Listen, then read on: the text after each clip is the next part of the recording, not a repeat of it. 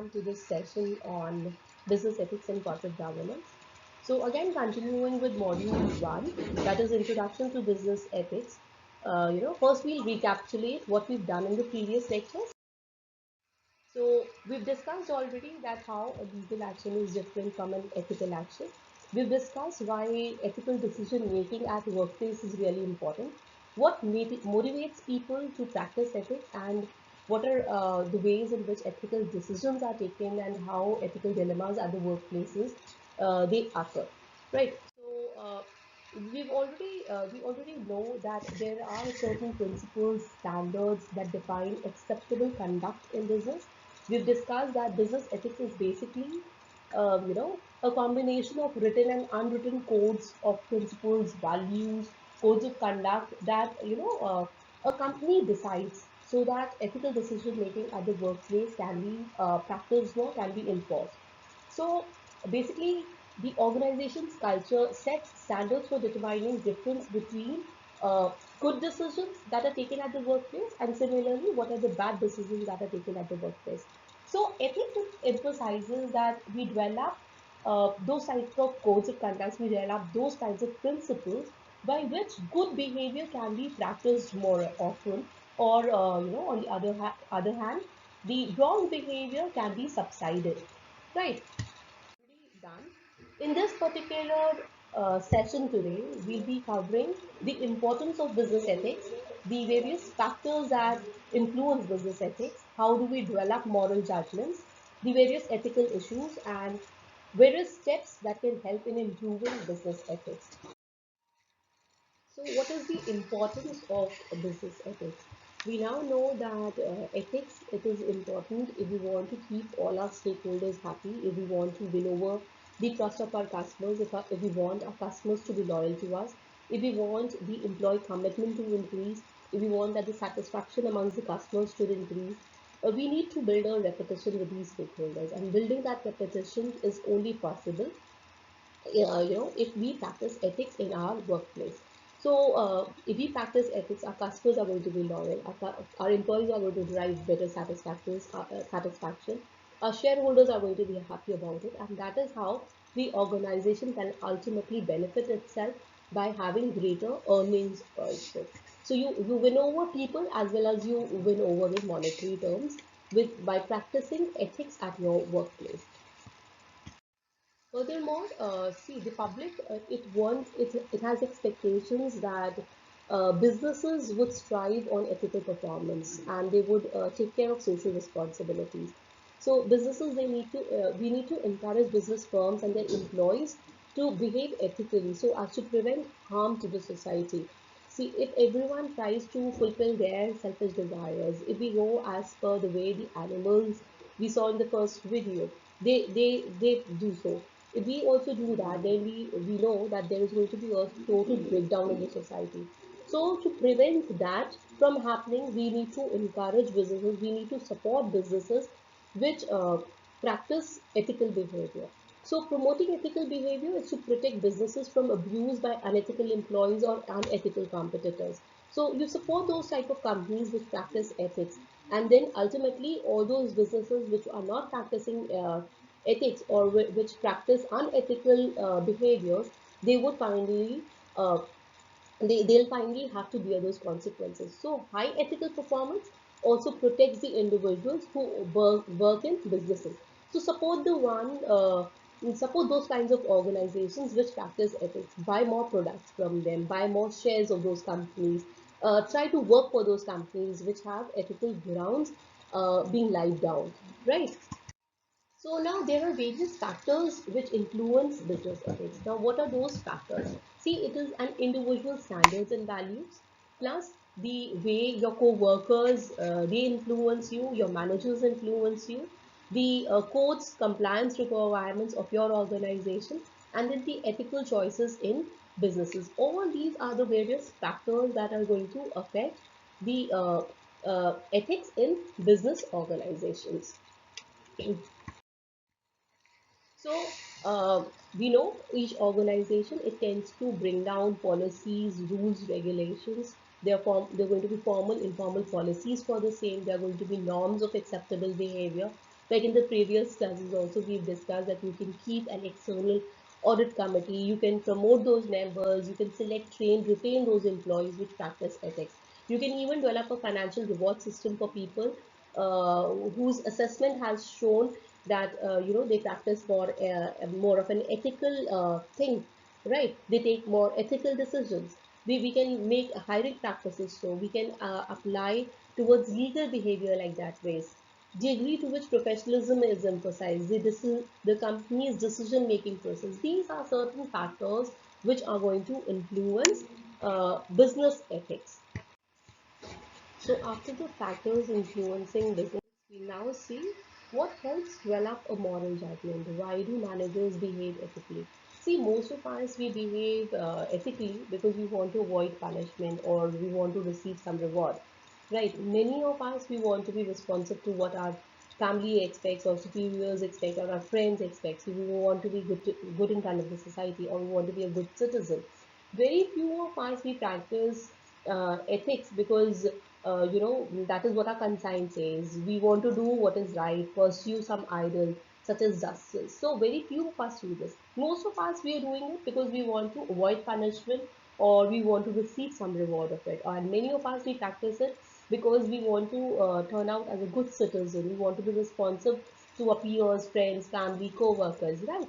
And very few of us, we'll see there are very few people in the world, they practice ethics, they behave ethically because they want to do what is right. They want to practice, they want to justify what their actions say, right? So the quote also says that being good is a good business, right? Now, what are the various ethical issue categories? We cover them in detail also, like fairness, honesty, conflict of interest, communications, business relationships. These are the various areas wherein we see that ethical issues they tend to crop up. Like, let's first go with fairness and honesty. The heart of the business ethics. See how fair a business is. What are the general values of the decision makers? This is very important. Similarly, we see conflict of interest. Should a person this tends to occur when a person must choose whether to advance their own personal interest or those of others, right? So there comes that conflict of interest. Which one should I pursue? Should I take care of my own interest? Should I first satisfy my needs, or should I take care of the people who are around it? So a business tends to face this type of an issue almost regularly where it seems that should I take care of my profits first or should I take care of my stakeholders? Should I first give my customers a product at a lower price or should I keep in higher margin so that my profit increases? Should I give good returns on dividends or should I save in more money so that my organization is able to grow by leaps and bounds? So these are conflicts of interest. Further is communication. We at times we see that false and misleading advertisements and deceptive personal selling tactics, they tend to make the customers angry and they may cause a business to fail. I hope all of you've seen those advertisements which say like fair and lovely, apply it for like around 4 weeks and you'll have a fairer tone, or use that particular herbal drink and you're going to lose in weight in a particular span of time, or apply that particular shampoo and you're going to have black long hair. So these are certain false misleading advertisements. We all know that these kind of deceptive advertisements by the organizations, they can make the customers angry, and they may cause a business to fail because of the fake promises that these organizations are doing. So we need to be careful about the kind of communication we are setting in with our stakeholders. We need to be more organized. We need to practice ethics over there as well while communicating with different stakeholders. So this is the way in which communication needs to be emphasized. We need to practice ethics while communicating with our people. Now, business relationships. Business people must be ethical towards their customers, suppliers, and others in the workplace. So we've emphasized over and over again that a business needs to be responsible towards the various stakeholders. Only then good business relationships can grow. So if you want your customers to be loyal towards you, if you want greater customer satisfaction to turn up, you need to practice ethics. If you want a greater employee commitment, you need to practice ethics over there. If you want your shareholders to stay with you, then you need to practice ethics with them. If you want your suppliers, vendors, to be ethical towards you, you also need to practice ethics towards them. So to build fonder, stronger business relationships, we need to practice ethics with the various stakeholder groups. Furthermore, now what are the reasons for not reporting? Why do we observe misconduct? See, because there is no corrective action. If someone is also practicing unethics at the workplace, he's never 1 minute, please. So now we also see that what are the reasons for not reporting? Why do we observe misconduct at workplace? Because see, first of all, and the first place that didn't believe a corrective action would be taken. When your employees or when your customers know that if we even do unethical behaviors, if we practice unethical actions at the workplace, if there's going to be never a corrective action which is going to be taken against us, so then people tend to observe misconduct. Then people tend to practice wrongdoings at the workplace, or they tend to become more unethical, right? Or if they fear retribution from supervisor, then also we see that misconduct is going to be observed. Then they fear that fear that they wouldn't remain anonymous, or thought that someone else would report the misconduct. Then also we see that misconduct goes on.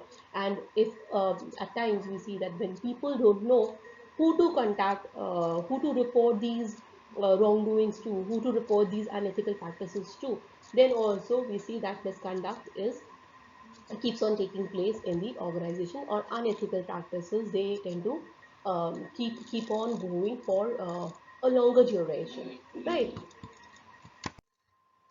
So, dear students, we'll be continuing with what we mean by organizational ethics. So, we understood that business ethics is separate from the general subject on ethics. There are numerous reasons for the same. Like, the stakeholders, they may have a vested interest in the way an organization performs. Similarly, for, in a working environment, one may be in a situation wherein your own personal value system may clash with the ethical standards of the organization. So, organizational culture, if we talk about what do we mean by the organizational culture, it refers to all those values, beliefs, norms that all employees of an organization they share. Similarly, what is value chain? Value chain, it refers to key functional inputs that an organization provides in the transformation of raw material into a manufactured good, or into a delivered service or product, right?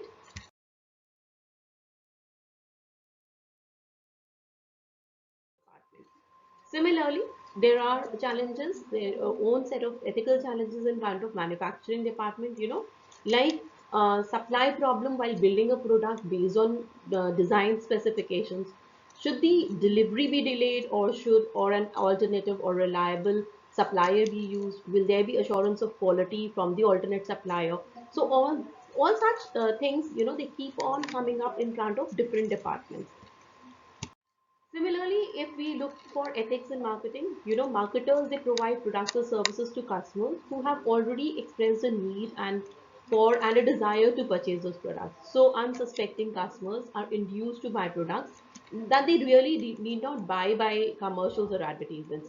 So, over here, another ethical dilemma that we come up is, should the marketers emphasize more on customer service, or should they argue that customer satisfaction justifies the methods used to achieve the outcome in spite of the misleading messages? So that can be another ethical dilemma in front of the marketing. Similarly, the challenges can be, code of the ethics that is adopted by AMA. It recommends the following: that do not harm, foster trust, and improve customer confidence, and establish clear ethical values of honesty, responsibility, fairness, respect, openness, and citizenship. Now, even the HR department, it has its own set of ethical challenges. Like we all know that there are numerous responsibilities of the HR: creation of the job description for a certain position, recruitment and selection of the right candidate, orientation of the newly hired employees, efficient management of payrolls, documentation of periodic performance reviews that are there. documentation of disciplinary behavior and remedial training, creation of a career development program for the employees. So these are certain responsibilities that the HR manager has to cater to. But as a legally responsible function to perform unethical conduct, the HR should ensure that ethics is a top organizational priority. He should ensure that the leadership selection and development processes include an ethics component. He should ensure that the right programs and policies are in place and should stay abreast of ethical issues at his workplace. Students, by now you have understood that there are various challenges in front of the different management departments. Like we've seen research and development. Similarly, we've seen the marketing department, and now we've seen also seen the human resource department. Now let's see, how it functions in the area of finance. So we all know the financial transactions. It is basically how do organizations they handle the flow of money within and outside the organization. So in accounting function, we need to keep a track of all the financial transactions that are taking place.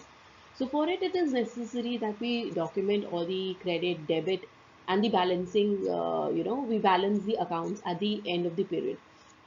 So there is also an associated function that is called as the auditing function. So certification of an organization financial statement has been accurate by an impartial and third party professional is called as the auditing function. So over here we need someone who's impartial, who's being accurate in certifying all the financial statements that have taken place in the organization. So according to the Institute of Internal Auditors, the internal auditors, they should be grounded in professionalism, integrity, and efficiency. Second is they should make objective assessments of operations and share ideas for best practices. Thirdly, they should provide counsel for improving controls, processes, procedures, performances, and risk management. They should also suggest ways for reducing costs, enhancing revenues, and improving upon the profit margins. Similarly, they should deliver competent consulting, assurance, and facilitation services that is required in the area of finance function. Moving ahead, we'll see that what are the ethical challenges which are faced in the finance, accounting, and audit department. So one of the major major challenges that have been faced is that the internal employees, I mean the employees who are working for the organization, therefore, they should not falsify the documents. They should present the documents as such without manipulation of the important data. Secondly, they should not steal money from the organization. In order to have short-term earnings, it is seen that people in these important departments, they tend to steal money of the organization, which is again an unethical practice. Similarly, they should not undertake any form of fraudulent activity that is related to the management of the organization's finances. So these are some things that I believe that the internal employees within an organizations they should not practice. So the potential for ethical challenges, dilemmas, it increases dramatically when third party professionals who are contracted to work for the company are involved. So what can be other sort of challenges that are posed in front of the accountants? Some of these challenges they may include unrealistic delivery deadlines, or a reduced fee, or fees that is contingent on providing numbers that are satisfactory to the client. So at times, pressure is even added due to competitive tension among accounting firms. So the code of conduct, which is issued by AICPA, I mean the American Institute of Certified Public Accountants, they provide ethical guidance and leadership, so that all these ethical challenges they can be overcome easily, right? Further, we see what are the various steps by which an organization can improve business ethics. We can improve the situation of ethics. We can practice better ethical actions at the workplace only with the support of top management. We need to, the top management needs to show that it expects its employees, it expects its customers, it expects the various stakeholders to practice ethics, right? So ethics, it needs to be embedded in training. So when you select, train your employees, when you're trying to retain your employees, when you do assessment, you need to cross check whether that person has that